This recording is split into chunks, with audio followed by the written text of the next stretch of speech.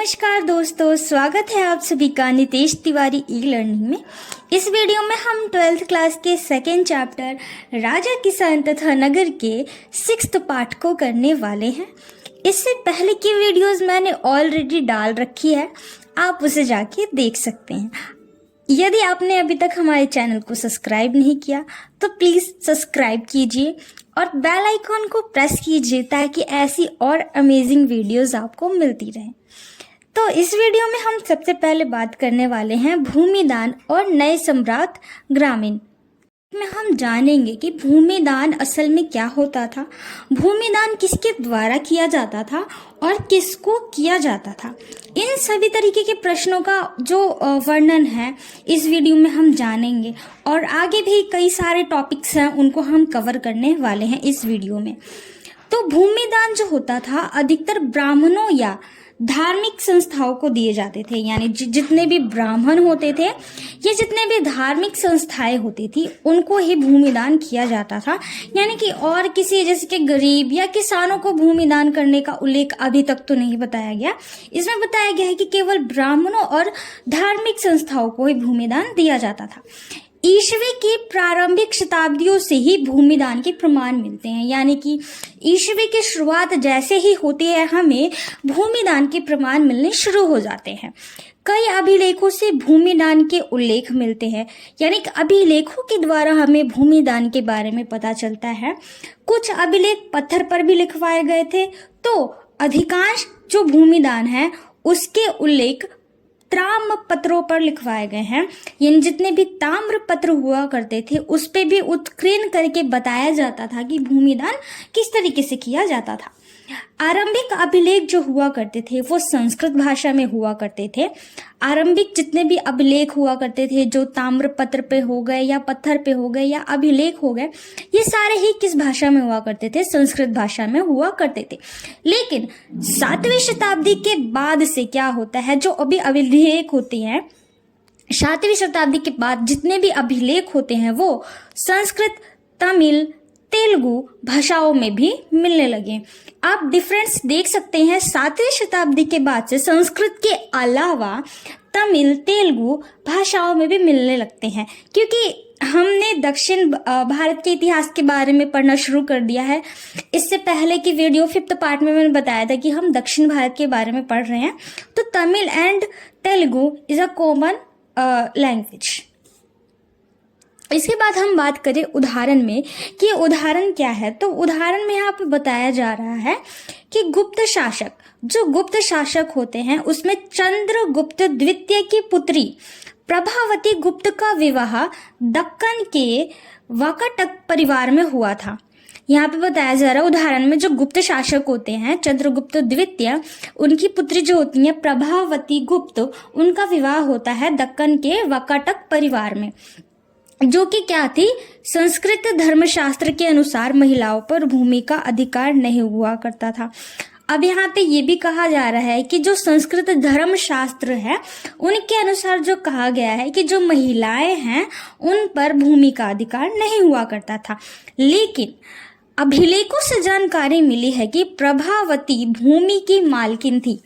यही बताया गया है कि धर्मशास्त्रियों ने बताया है कि महिलाओं का अधिकार नहीं होता था भूमि पर, लेकिन जो प्रभावती थी वो भूमि की मालकिन भी थी और प्रभावती ने भूमिदान भी किया था। शायद इसलिए कि वह रानी थी, और ऐसा इसलिए भी संभव हो सकता है कि धर्मशास्त्रों को हर स्थान पर समान रूप से लागू किया जाता हो। जैसे कि ये पहले तो ये क्लियर कर लें, क्योंकि जो प्रभावती थी she is a not common lady, वो एक आम महिला नहीं थी, जिस कारण क्योंकि वो रानी थी। अब राजा की पुत्री है तो ऑब्वियसली वो रानी ही कहलाएगी, जिसके यहाँ पे ब्याही जाएगी। तो रानी के पास तो सारा धन होता है, उसकी सारी संपत्ति होती है, तो वो चाहे उसका कुछ भी कर सके। तो कई कई जो धर्म शास्त्र है, मतलब हम देखते हैं ना कि हर जगह के रिचुअल्स अलग होते हैं, तो क्या पता कहीं पे स्त्रियां भूमि की मालकिन हो सकती थी और कहीं पे नहीं हो सकती थी। तो इसको डिफरेंस करना थोड़ा मुश्किल हो जाता है।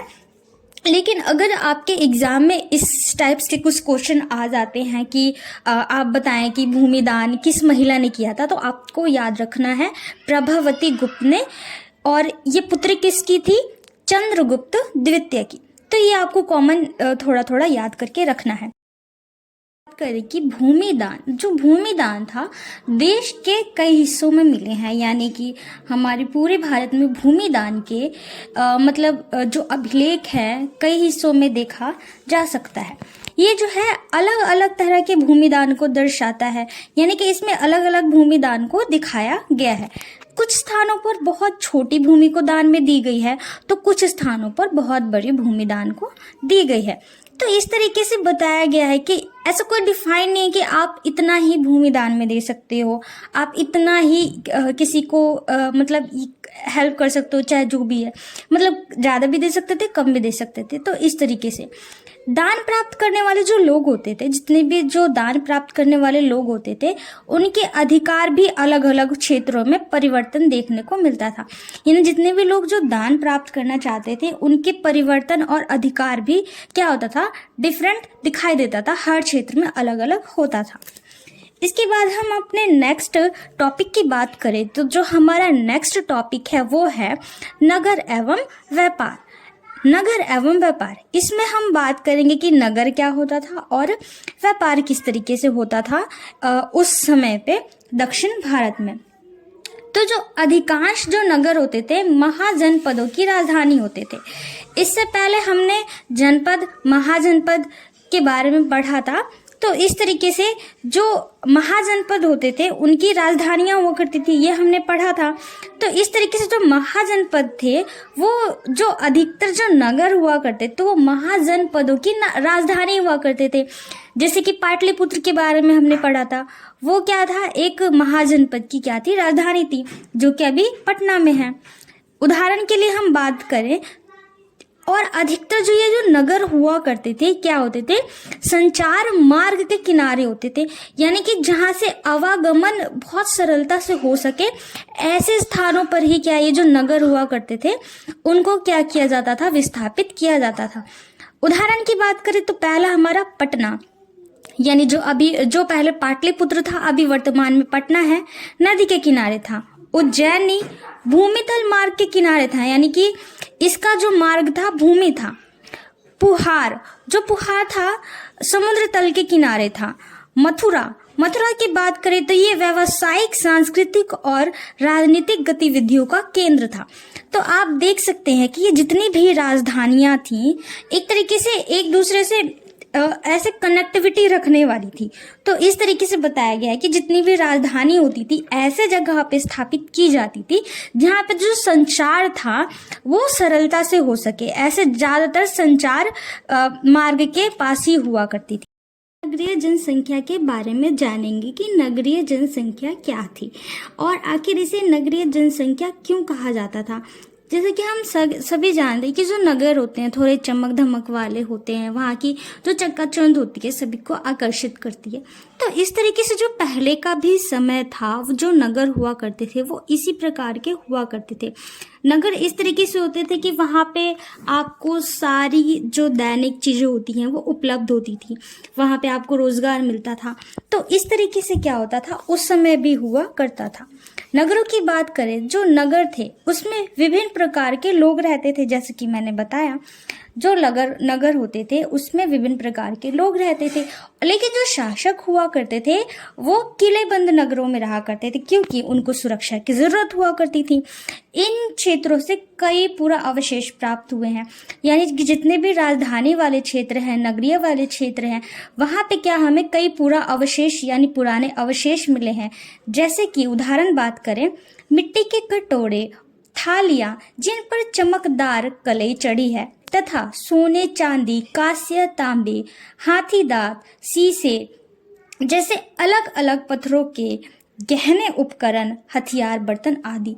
इस तरीके की क्या चीजें हमें वहां से प्राप्त हुई है, जैसे कि हमें पता चलता है कि ये राजधानी रही होगी उस समय में, या नगरीय जनसंख्या वाली केंद्र रही होगी, क्योंकि उसके चमक धमक से ही हमें पता चल जाता है ना, कि जैसे कि अभी भी हम किसी शहर में जाते हैं तो वहाँ के रहने सहने की चीज़ें अलग, हर चीज़ों का जो क्वालिटी है वो अलग ही हमें दिखाई देता है। ग्रामीण में अलग होता है, शहर में अलग होता है।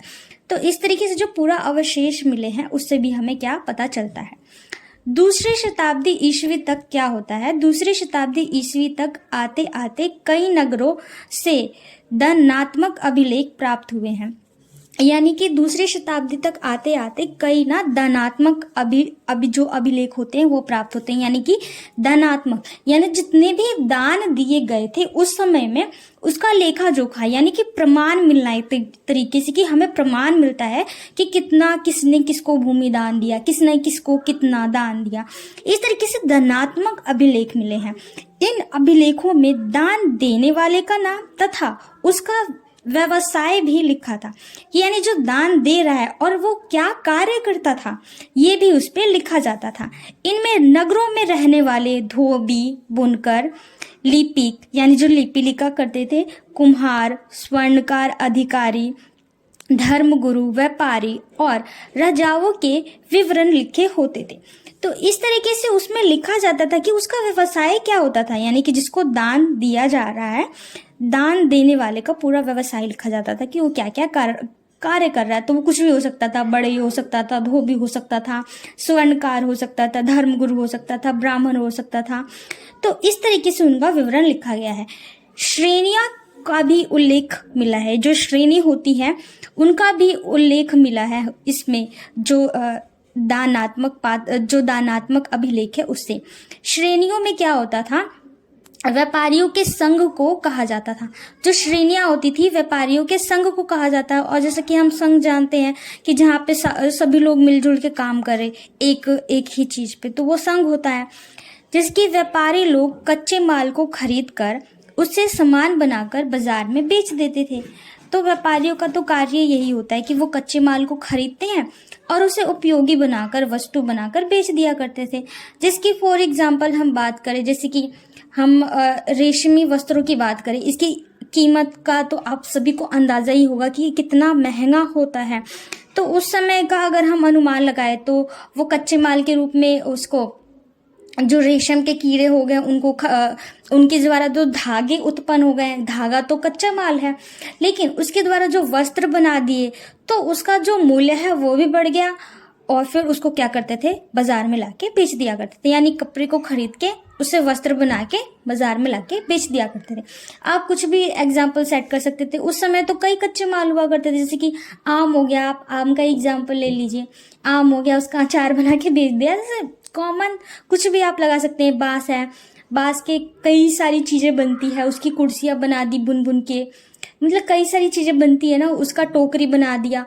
तो उसका मूल्य बढ़ाना है, एक तरीके से कच्चे माल का मूल्य बढ़ाकर उसको बाजार में ले जाके बेच देना। इस तरह के व्यापारी जो होते थे वो कार्य किया करते थे। अब हम अपने नेक्स्ट टॉपिक की बात करें तो जो हमारा नेक्स्ट टॉपिक है वो है उपमहाद्वीप और उसके बाहर का व्यापार। यानी कि जो भारत था वो उपमहाद्वीप मतलब अपने देश के अंदर और देश के बाहर कैसे व्यापार किया करता था, यानी बाहर का व्यापार। तो भारत का व्यापार प्राचीन काल से ही भारत से होता आ रहा है, बाहर से होता आ रहा है। इसके प्रमाण हमें हड़प्पा में देखने को मिलते हैं कि कैसे ओमान और मेसोपोटामिया में जो हड़प्पा सभ्यता है उसकी वस्तुएं मिलती हैं, है ना। हमें हड़प्पा सभ्यता से भी ऐसे प्रमाण मिलते हैं कि जो व्यापार है उस समय भी क्या कई देशों से हुआ करता था, ठीक है। तो लेकिन क्या होता है, 6ठी शताब्दी ईसा पूर्व से ही उपमहाद्वीप में जल मार्ग और भूमि मार्ग का जाल बिछ गया था। हम अभी व्यापार के बारे में सोच रहे हैं और हमारे देश ने व्यापार करना कब से शुरू कर दिया था, 6ठी शताब्दी ईसा पूर्व से ही जल मार्ग और भूमि मार्ग का क्या कर दिया था, जाल बिछा दिया था एक तरीके से। भूमि मार्ग के जरिए क्या होता था, मध्य एशिया तथा उसके आगे भी व्यापार होता था। जितने भी हमारे मध्य एशिया के जो देश हैं उनसे व्यापार होता था। और जो समुद्री तट था पर बसे जो बंदरगाह थे उससे क्या होता था, अरब सागर से होते हुए उत्तरी अफ्रीका, पश्चिमी एशिया तक व्यापार होता था। और पश्चिम बंगाल की बात करें, जो बंगाल की खाड़ी है, बंगाल की खाड़ी से चीन और दक्षिण पूर्वी एशिया की तरफ क्या होता था, व्यापार होता था। शासक इन मार्गों पर नियंत्रण क्या करते थे, जो जितने भी शासक होते थे क्या करते थे, इन मार्गों पर नियंत्रण करते थे और व्यापारियों से सुरक्षा के बदले धन लेते थे। यानी जो शासक हुआ करते थे उस जगह का सुरक्षा किया करते थे, उस पर अपना नियंत्रण रखते थे और जितने भी व्यापारी हुआ करते थे उनसे क्या, मोटी रकम यानी धन वसूला करते थे कि भाई हम तुम्हारी सुरक्षा कर रहे हैं तो भाई हमारा इतना इतना तो दो, भाई कुछ तो दो ताकि हम रक्षा कर सके आपकी। तो इस तरीके से बताया गया है कि जो उपमहाद्वीप हैं वो किस तरीके से व्यापार किया करते थे, अपने देश में कैसे किया करते थे, देश के बाहर कैसे किया करते थे। तो इन सारी चीज़ों का उल्लेख हमें इसमें मिलता है। आई होप कि मैंने सारी चीज़ें अच्छे से एक्सप्लेन कर दी हो, आपको सभी चीज़ें समझ में आ गई हो। इससे पहले की वीडियो मैंने डाल दी है, आप उसे जाके देख सकते हैं यदि हमारे चैनल पे आप नए हैं, क्योंकि देखिए अगर पीछे का आप नहीं समझ पाएंगे तो आगे का समझना मुश्किल हो जाता है थोड़ा। तो मिलते हैं नेक्स्ट वीडियो में। जय हिंद, जय भारत।